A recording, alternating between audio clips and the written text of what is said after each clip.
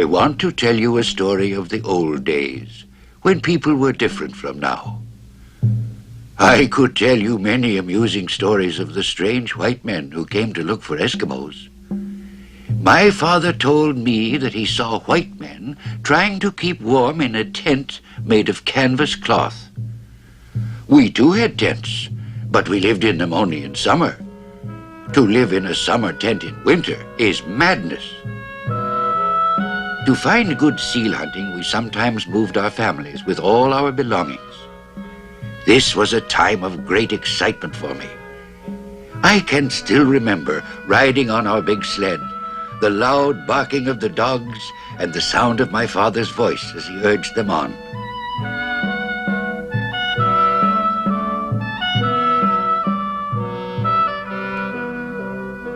At the finish of the trek, the first thing we did was to build a shelter from the wind and cold. While the dogs rested, my father and other men of the village looked for a certain kind of deep, well-packed snow.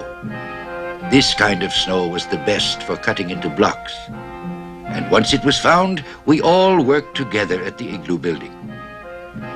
We Eskimos of Pelly Bay are among the best igloo builders in the land. This is the story of our igloos and how we build them.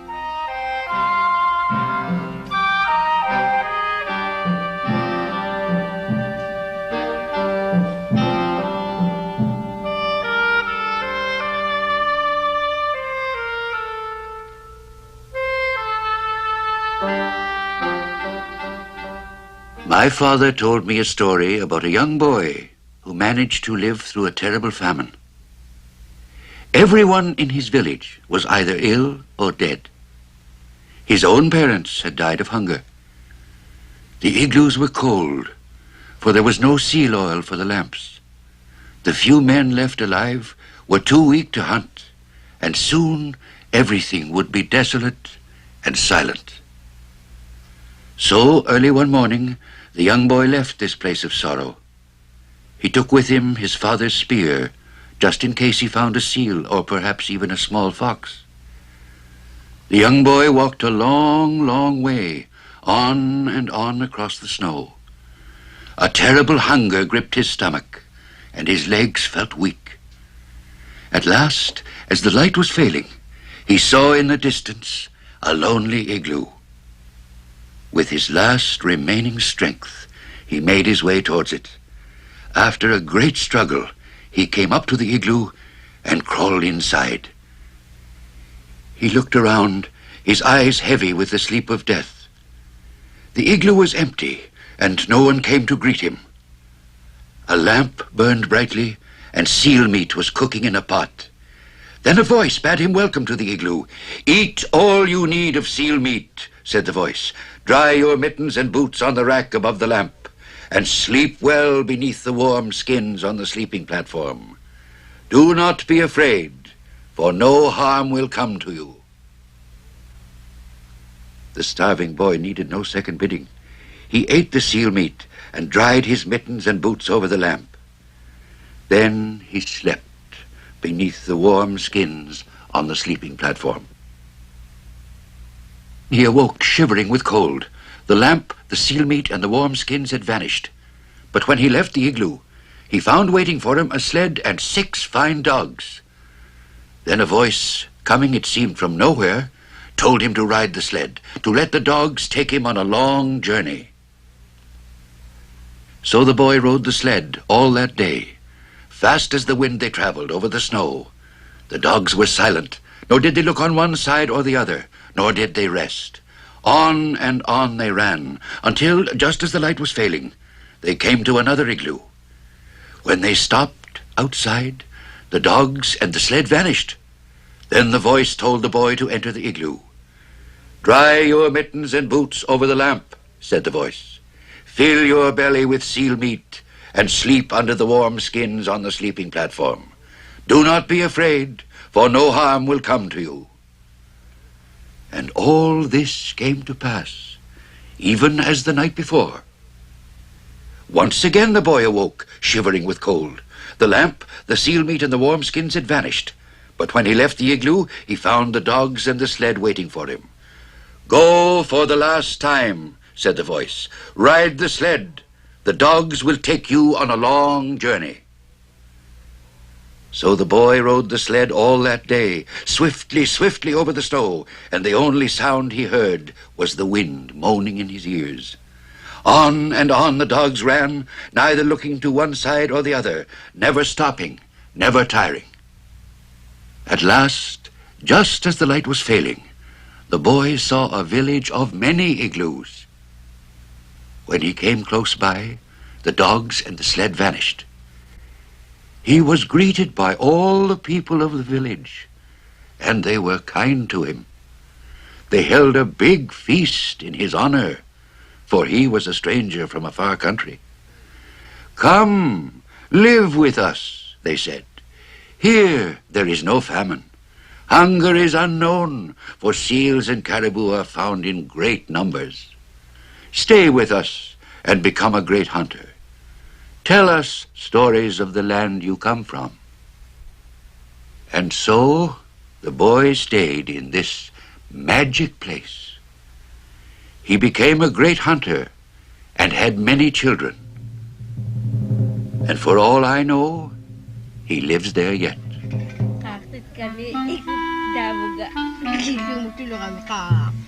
Tulo kami ang magkay ko na siya. Ingis ka ako.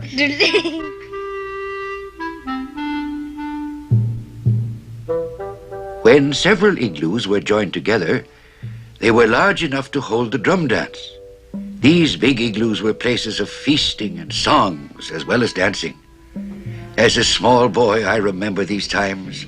Oh, I remember the marvelous beat of the drum and the solemn chanting of my father's voice.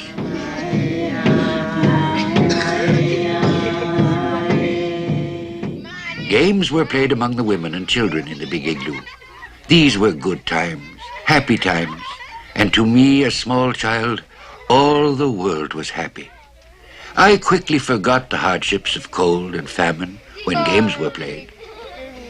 When my father was happy because of a successful hunt, he would sing a song or tell a poem. The lands around my dwelling are more beautiful from the day when it is given to me to see faces I have never seen before. All is more beautiful, all is more joyful, and life is thankfulness. These guests of mine make my house grand.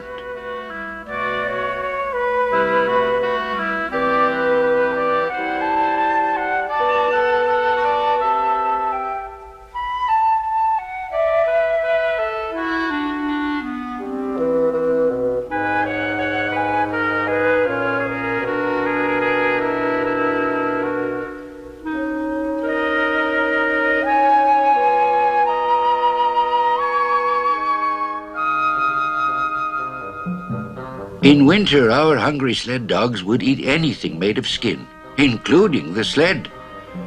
Therefore, we often made a special snow house for the sled, a small igloo. This small igloo was good protection for the sled, not only from the ravenous dogs, but also from the weather.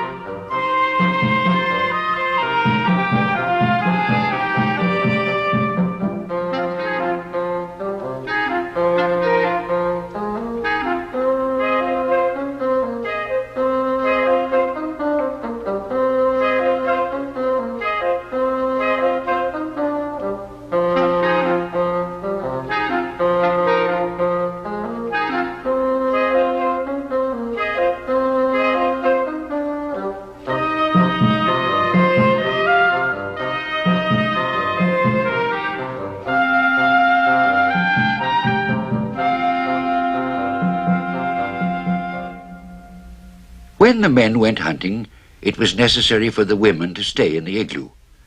The task of a man has always been hunting, to bring home food for his wife and children. It is the man who must fight the polar bear, kill the caribou, and outwit the clever seal. The weather is harsh, as you well know, and the hunter needed the woman to stay in the igloo so that when he returned from the hunt, he would find warmth, fresh, dry clothing, and hot food. After a long time out in freezing weather, a hunter's clothes needed to be made dry again, ready perhaps for the next day's hunting. Therefore, it was always the woman who stayed behind. It was she who tended the lamps and looked after the children. She scraped animal skins, sewed the clothing for the family, and cooked the meat brought in by the men. The igloo was the center of work and gossip for the Eskimo women, a meeting place where endless stories were told and the children played with.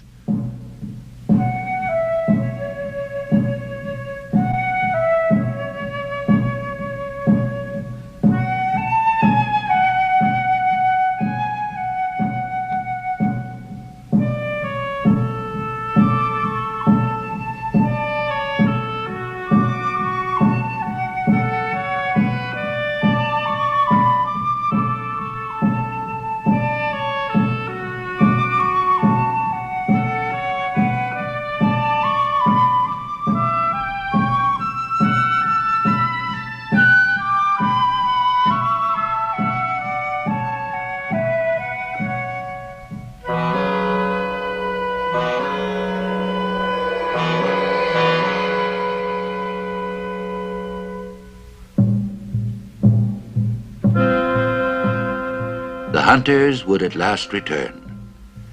I remember waiting for my father, and I never doubted that he at least would bring home a seal.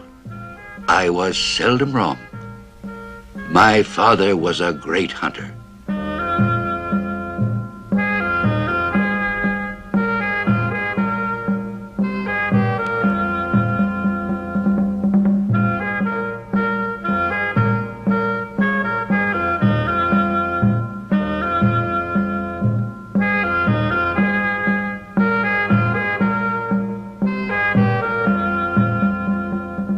And that is the way we used to live.